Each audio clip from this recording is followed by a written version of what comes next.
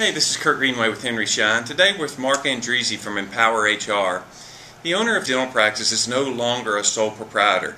Now the dentists are a CEO of a $1 million, in many cases a multi-million-dollar corporation. One of the great things about working with Henry Schein is they recognize that and they bring proprietary solutions to market to help dentists make that transition. Mark, if you would, tell us a little bit about who and what Empowers HR is. Basically what we do is give that dental practice that same look and feel as a Fortune 50 company. Many times dental practices have been doing things a certain way for a long time. They bought the practice from somebody and they've continued on.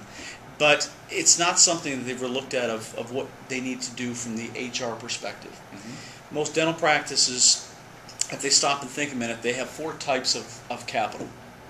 They have, obviously the largest capital they have is their practice itself. Lots of equipment, lots of things that are being purchased for a dental practice that many small businesses doesn't possess. They also have the capital of cash in the bank. That's typically what most people think of when they think of capital.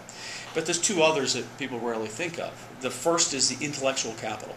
The time and the brain power that the dentist put in going to school and becoming an expert in their craft. Mm-hmm. But the part that's typically forgotten by most businesses, specifically on the dental side, is the human capital.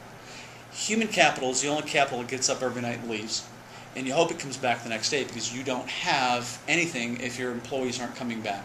Right. And what keeps them coming back? Well, the family atmosphere that dental practice try to provide, the business perspective that they know they're professional, they know that they're doing things in the right way.